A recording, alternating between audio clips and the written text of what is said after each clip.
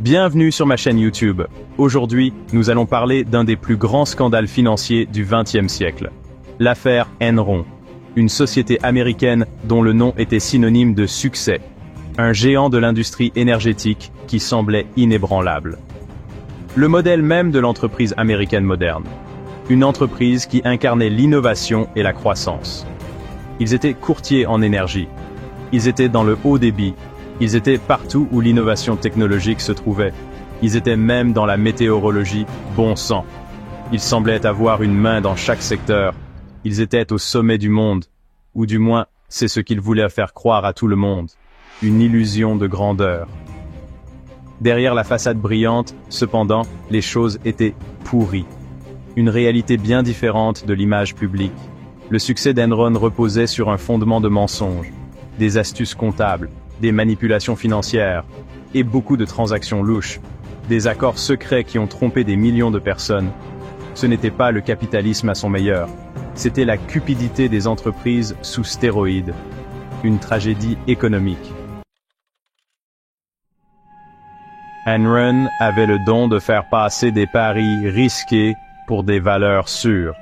Ils ont investi des milliards dans des projets ambitieux, des pipelines en Inde, des centrales électriques dans le monde entier. Mais les profits, ils étaient pour la plupart imaginaires. Lorsqu'un projet commençait à s'effondrer, Enron ne jouait pas franc jeu. Il dissimulait les pertes. Il créait des sociétés écrans. Et ils utilisaient une comptabilité très créative pour embellir les choses, pendant que leurs dirigeants s'enrichissaient. Parce que, vous savez, les priorités pour ces gens sont l'argent, le luxe, le pouvoir. Voici la comptabilité à la juste valeur, une méthode qui évalue les actifs et les passifs à leur valeur de marché actuelle. Ça a l'air ennuyeux, n'est-ce pas? Mais ne vous laissez pas tromper par les apparences. Eh bien, c'était l'arme de prédilection d'Enron, une entreprise tristement célèbre. Cette méthode comptable leur permettait d'enregistrer les bénéfices futurs potentiels comme s'ils étaient déjà en banque, créant une illusion de prospérité. Imaginez acheter un billet de loterie et ajouter immédiatement le jackpot à votre compte courant, sans même avoir gagné. C'est en gros ce qu'ils ont fait, trompant tout le monde avec des chiffres gonflés. Le problème ?